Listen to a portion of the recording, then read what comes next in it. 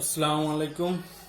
আমি মিরাজুল ইসলাম, সহকারী শিক্ষক, বিজ্ঞান, ইউনাইটেড একাডেমি খালিয়া, গোপালগঞ্জ সদর। দশম শ্রেণীর প্রিয় শিক্ষার্থী বন্ধুরা, পদার্থবিজ্ঞান ক্লাসে সবাইকে স্বাগতম। আজ আমি তোমাদের পদার্থবিজ্ঞান বইয়ের অষ্টম অধ্যায় থেকে সমতল দর্পণের বৈশিষ্ট্য নিয়ে আলোচনা করব। সমতল দর্পণে সৃষ্ট প্রতিবিম্বের বৈশিষ্ট্য কেমন হবে? তোমরা কি কেউ বলতে পারো শিক্ষার্থী বন্ধুরা? হ্যাঁ, সমতল দর্পণে সৃষ্ট প্রতিবিম্বের বৈশিষ্ট্য হচ্ছে সমতল দর্পণ থেকে বস্তুর দূরত্ব যত, দর্পণ থেকে প্রতিবিম্বের দূরত্ব তত। অর্থাৎ সমতল দর্পণ থেকে বস্তু যতটা সামনে থাকবে, এর প্রতিবিম্ব ঠিক ততটা পিছনে গঠিত হবে। সমতল দর্পণে গঠিত প্রতিবিম্বর আকার লক্ষ্যবস্তুর আকারের সমান হয় এবং বিম্ব বাস্তব এবং সোজা হয়। বিম্ব অবাস্তব এবং সোজা হয়। খেয়াল করো শিক্ষার্থী বন্ধুরা, প্রতিবিম্ব কেমন হয়? অবাস্তব এবং সোজা। তাহলে আজ আমরা প্রথম বৈশিষ্ট্যটা এটা প্রমাণ করব যে সমতল দর্পণের ঠিক যতটা সামনে লক্ষ্যবস্তু থাকে, এর প্রতিবিম্ব ঠিক ততটা পিছনে গঠিত হয়। খেয়াল করো শিক্ষার্থী বন্ধুরা, আমরা এই একটা বৈশিষ্ট্য আজ প্রমাণ করব।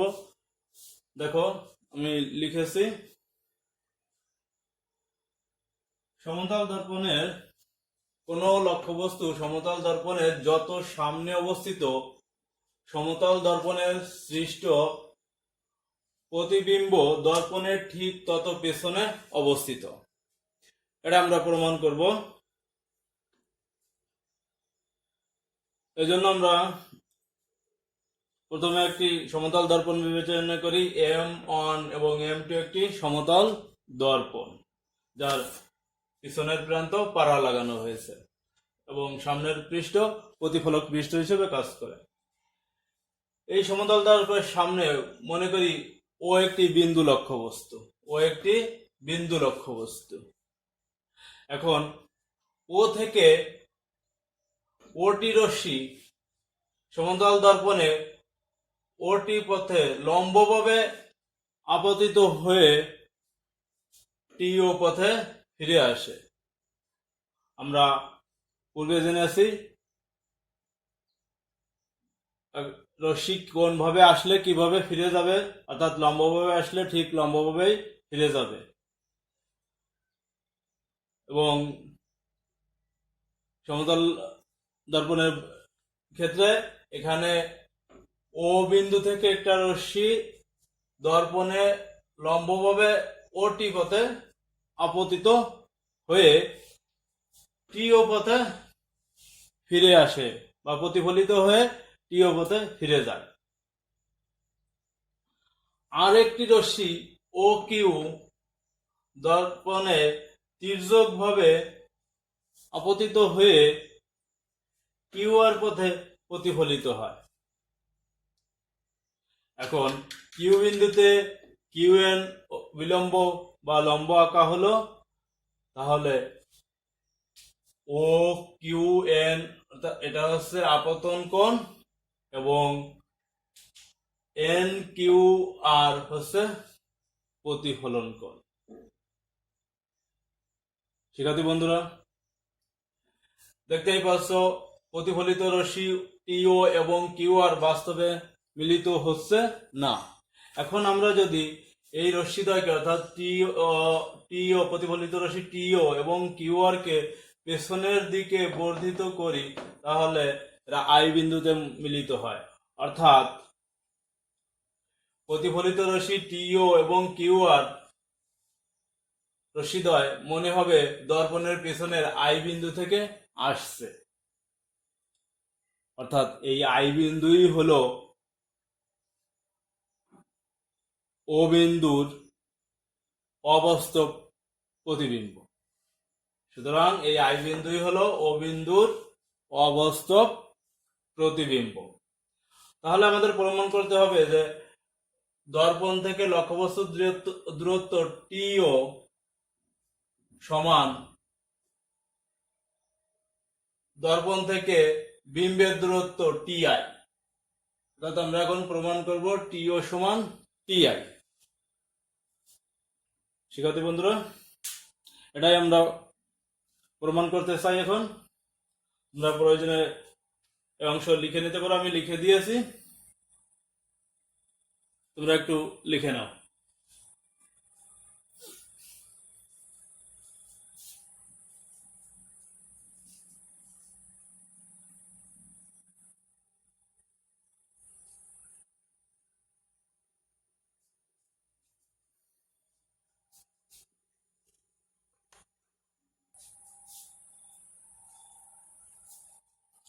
শিক্ষার্থী বন্ধুরা, আশা করি লিখে নিয়েছো।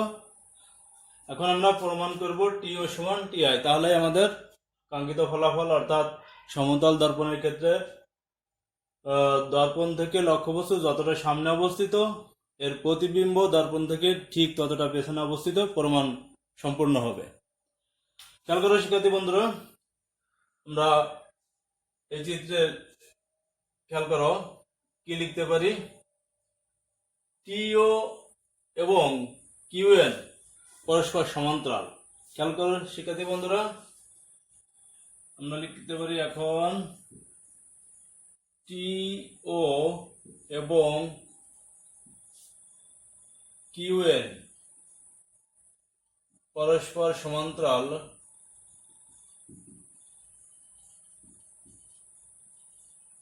এবং ও কিউ তাদের ছেদক।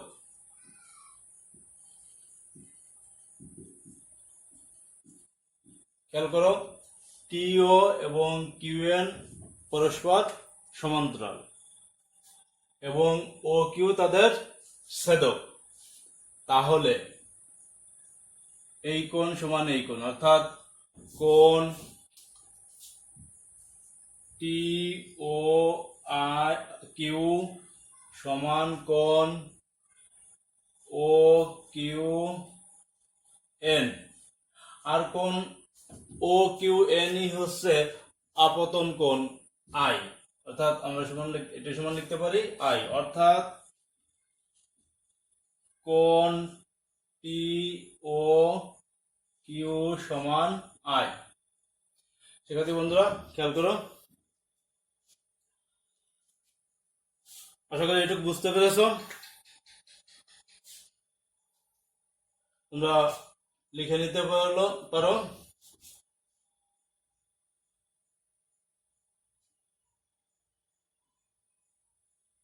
আশা করি লিখে নিয়েছো। আবার আমরা কি লিখতে পারি, খেয়াল করো, আবার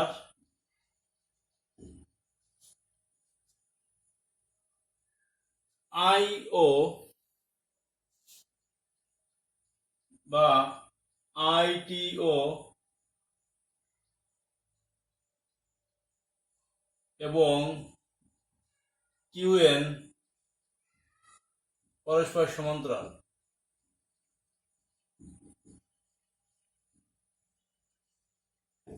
এবং এক্ষেত্রে আইও এবং কিউএন পরস্পর সমান্তরাল এবং এক্ষেত্রে এদের ছেদক হচ্ছে আই কিউ আর এবং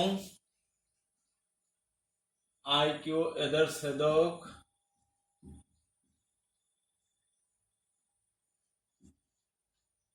আই কিউ আর। খেয়াল করো শিক্ষার্থী বন্ধুরা, দুইটি সমান্তরাল সরলরেখাকে যদি অপর একটি সরলরেখা ছেদ করে, তাহলে তাদের দ্বারা উৎপন্ন একান্তর কোণ দুইটা সমান, যা আমরা প্রথম ক্ষেত্রে দেখিয়েছি, এবং এবার দেখাবো অনুরূপ কোণ দুইটি সমান, অর্থাৎ কোণ টি আই কিউ সমান কোণ কিউ এন আর, অর্থাৎ কোণ আর এর সমান, অর্থাৎ প্রতিফলন কোণ আর এর সমান। অতএব আমরা লিখতে পারি কোণ টি আই কিউ সমান কোণ কিউ এন কিউ আর। সমান অনুরূপ কোণ এন কিউ আর সমান হচ্ছে প্রতিফলন কোণ আর। একে আমরা লিখতে পারি প্রতিফলন কোণ আর, কেননা এরা অনুরূপ কোণ। টিআই কিউ এবং এন কিউ আর হচ্ছে অনুরূপ কোণ। অতএব অর্থাৎ কি লিখতে পারি, কোণ টি আই কিউ সমান কোণ আর। খেয়াল করো শিক্ষার্থী বন্ধুরা, আমরা এই কোণটাকে পেয়েছিলাম কোণ আই এর সমান, আর এটাকে বললাম কোণ আর এর সমান। আশা করি বুঝতে পেরেছো, তোমরা তুলে নিতে পারো।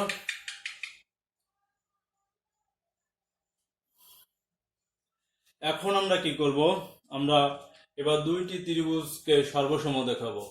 এই ত্রিভুজটাকে এবং এই পাশের এই ত্রিভুজটাকে, এই দুইটা ত্রিভুজকে আমরা সর্বসম দেখাবো। তাহলে শিক্ষার্থী বন্ধুরা খেয়াল করো, কি আমরা কি লিখব এখন, ত্রিভুজ টি ও কিউ এবং ত্রিভুজ টি আই কিউ এ কি কি আমরা লিখতে পারি এখানে। হ্যাঁ ঠিক বলেছ, কোণ ও টি কিউ, কোণ ও টি কিউ সমান কোণ আই টি কিউ। যেহেতু ওটি রশ্মি লম্বভাবে আপতিত হয় এবং আমরা এদেরকে পিছনের দিকে আই পর্যন্ত বর্ধিত করেছি, সুতরাং টিআই এবং টিও উভয় দর্পণের উপর লম্ব, অর্থাৎ প্রত্যেকেই এক সমকোণ। আর কি লিখতে পারি, হ্যাঁ কোণ টি ও কিউ সমান কোণ